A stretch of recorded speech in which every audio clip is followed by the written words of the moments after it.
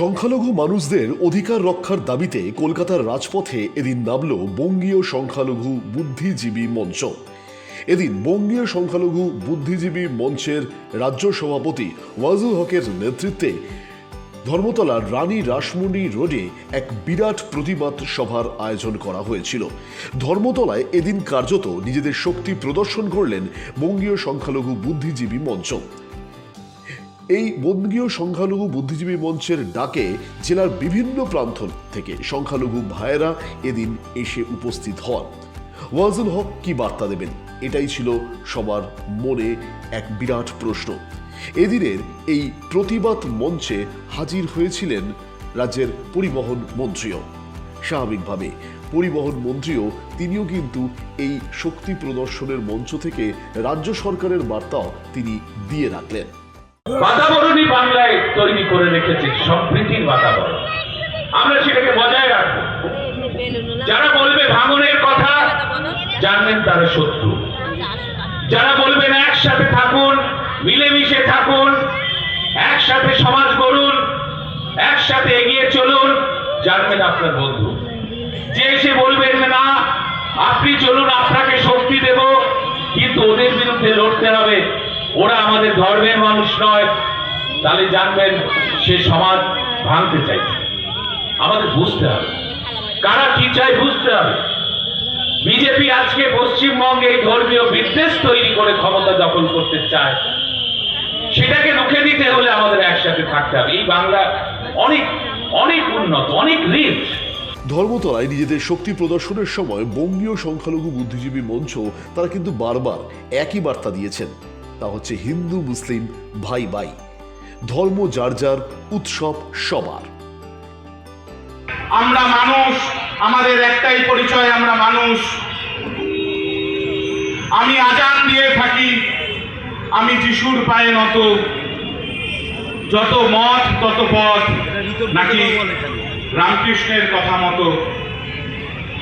হরিওম তৎসরে, আমি বড়ে গোলাম আলীর গোলাম, বাগদেবীর চরণে প্রণামী দিয়ে আমি বাঙালি হলাম। আল্লাহ মেঘ দে, পানি দে, ভগবান সবার ঘরে ঘরে ছায়া দে।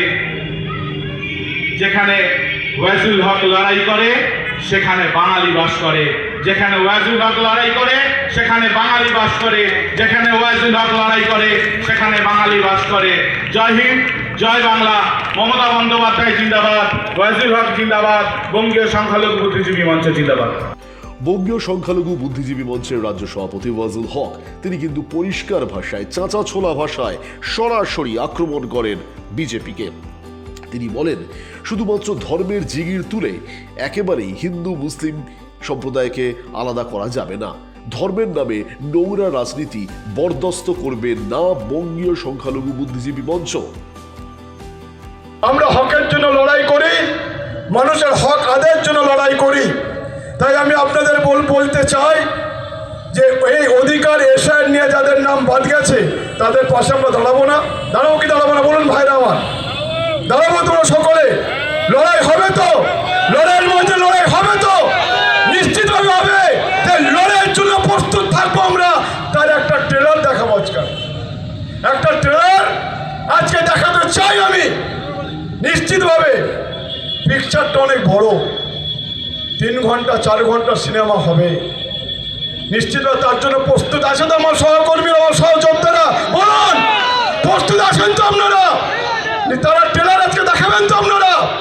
নিশ্চিতভাবে জীবন দিয়ে দেবো, সংবিধানকে রক্ষা করব, রক্ত দিয়ে দেবো, সংবিধানকে রক্ষা করব। সংবিধান নিয়ে ছেলে খেলা হতে দেব না।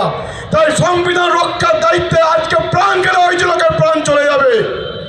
আজকে ওই রক্ত দিয়ে বুঝিয়ে দিতে চাই বাংলার মানুষকে, কোটি কোটি মানুষকে, যে সবাই ধান্দাবাজি করতে আসে, সবাই পাবলিসিটি নিতে আসে, সবাই কাটমানি খেতে আসে, সবাই তোলা তুলতে আসে। নিশ্চিতভাবে ওগুলো বঙ্গীয় সংখ্যালঘু বুদ্ধিজীবী এমন এক সংগঠন, যে সংগঠন মানুষের জন্য কাজ করে জীবন দিতে আমরা পিছপা হই না। তার একটা প্রমাণ আমরা সহকর্মীরা কতটা আমাকে ভালোবাসেন, কতটা বঙ্গীয় সংখ্যালঘু বুদ্ধিমঞ্চকে ভালোবাসেন। আমি কিছুক্ষণ পরে এসআইয়ের দাবির বিরুদ্ধে বিশাল র্যালি করে মনোজ আগরওয়ালকে ঘেরাও করে তাকে ডেপুটেশন দেবো, বুঝিয়ে দেবো বাংলার বৈধ নাগরিকের একটা নাম যাতে বাদ না যায়। আমরা তৈরি আছেন তো মিছিলের জন্য? আছেন তো? আমি সমস্ত জেলা সভাপতিকে বলবো, ওয়াজুল হক আগিয়ে চলো, আমরা তোমার সাথে আছি। ওয়াজুল হক আগিয়ে চলো, আমরা তোমার সাথে আছি। ওয়াজুল হক আগিয়ে চলো, আমরা তোমার সাথে আছি। বিএসপিএম বিএসপিএম বিএসপিএম জিন্দাবাদ, বিএসপিএম বিএসপিএম বিএসপিএম জিন্দাবাদ। ওয়াজুল হক, ওয়াজুল হক। কে মসজিদ করবে, কে মন্দির করবে, কে গির্জা করবে, কে গুরুদ্বার করবে, সেটা তার ব্যক্তিগত বিষয়, করতেই পারে, এটা ডেমোক্রেটিক রাইট, সংবিধান আমাদের অধিকার দিয়েছে, আমরা করতে পারি। কি নামকরণ হবে, কি নাম দেবো আমি, সেটা তার ব্যক্তিগত ব্যাপার। তাই নিয়ে এত উত্তাল কিসে, এত মাতামাতি কিসে, এত বড় বড় করে তার লাইভ দেখানোর কি দরকার আছে? এগুলো করে বাজার গরম করার চেষ্টা করছেন আপনারা। বাজার গরম করবেন না দয়া করে। আমরা জানি রাজনীতি একটা জায়গায় আছে প্ল্যাটফর্ম, আর ধর্ম তার একটা প্ল্যাটফর্ম আছে। ধর্মকে কিভাবে আমরা করি? আমরা বিশ্বাস করি, আমি নামাজ পড়ি, আমি প্রাউড ফিল করে বলি লা ইলাহা ইল্লাল্লাহু মুহাম্মাদুর রাসূলুল্লাহ। আবার দীপঙ্কর ভট্টাচার্য প্রাউড ফিল করে বলবেন হরে রাম হরে কৃষ্ণ। আবার বিশপ বসে আছেন, বিশপ প্রাউড ফিল করে বলবেন god is good, god is great. আবার বৌদ্ধ ভাই বলবেন বুদ্ধনাং শরণাং গচ্ছামি। আবার শিখ ভাই বলবেন জো বলে সো নিহার, শাস্ত্রী আকাল। এটা হচ্ছে ভারতবর্ষের ঐক্যের মধ্যে, বৈচিত্র্যের মধ্যে ঐক্য। এই ঐক্যকে যে ভাঙার চেষ্টা করবে, এই ঐক্য ছিল, আছে, থাকবে, ওই ঐক্যকে ভাঙতে দেব না, দেব না, দেব না, কথা দিচ্ছে আজকে আপনাদের সব। ওদের এক অদ্বিতীয়ভাবে ঐক্যবদ্ধভাবে আমরা বসবাস করছি। কিন্তু দুর্ভাগ্যের বিষয়, আজ ধর্মকে নিয়ে রাজনীতি হচ্ছে, রাজনীতিকে নিয়ে ধর্ম হচ্ছে। কেন রে ভাই? রাজনীতি আমরা করি নিশ্চিতভাবে, শুনে নেন, মাথায় রাখবেন, মানুষকে পরিষেবা দেওয়ার জন্য রাজনীতি আমরা করি, মানুষকে সার্ভিস দেওয়ার জন্য রাজনীতি করি, গণতন্ত্রকে প্রতিষ্ঠা করার জন্য আমরা রাজনীতি করি, গণতন্ত্রকে স্টাবলিশ করার জন্য আমরা রাজনীতি করি। কিন্তু এখন দেখা যাচ্ছে মসজিদ নিয়ে রাজনীতি হচ্ছে। এরপর মঞ্চ থেকেই বঙ্গীয় সংখ্যালঘু বুদ্ধিজীবী মঞ্চের রাজ্য সভাপতি তিনি বার্তা দেন যে এরপর ইলেকশন অফিসে গিয়ে তারা ডেপুটেশন জমা দেবে, এবং এইখানেই কার্যত পুলিশের সঙ্গে ধস্তাধস্তি বেঁধে যায় বঙ্গীয় সংখ্যালঘু বুদ্ধিজীবী মঞ্চের সব সদস্যদের, এবং সেখান থেকে বসেই তারা কিন্তু সাংবাদিক সম্মেলনও করেন। আগামী দিনে তারা যে আরও বৃহত্তর আকারে বড় আন্দোলনে সামিল হচ্ছে তা এদিন পরিষ্কার ভাষায় জানিয়ে দিয়েছেন বঙ্গীয় সংখ্যালঘু বুদ্ধিজীবী মঞ্চের রাজ্য সভাপতি, এবং আগামী দিনে কি কি কর্মসূচি থাকবে তারও এদিন একেবারে একটা খসড়াও প্রকাশ করা হয়েছে মঞ্চ থেকে। ব্যুরো রিপোর্ট, দিশা শক্তি নিউজ, কলকাতা।